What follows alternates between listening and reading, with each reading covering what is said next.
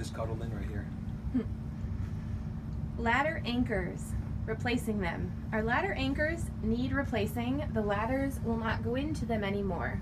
What is the easiest process to fix the anchors? Ooh. Tough question. Not fun. Replacing ladder anchors.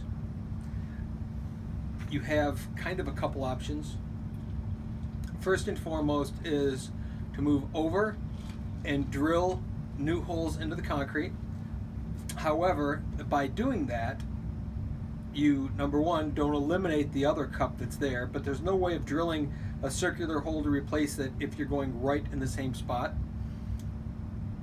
But more importantly is the safety end of it, is that once you put a new cup through the concrete, you really have to make sure that you find the bond wire that's underneath there to bond that cup, because that's creating a continual bond from the water to the ladder to the concrete to the bonding of the entire pool back to the equipment system, which is grounding then to the house itself.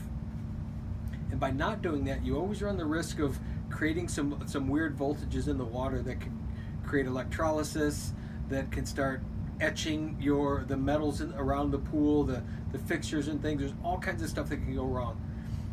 The only real right way to do it would be to cut that area of concrete out, break that concrete out, break those cups out, make sure you find the bond wire. There's a bond wire, a number 8 solid copper wire that's going to touch each of those. There's a little connection right on those cups, and it's going to touch each one of those and then go from there around.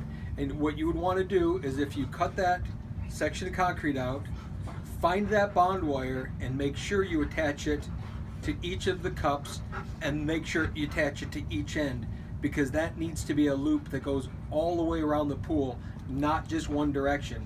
Some people in the past have tried to just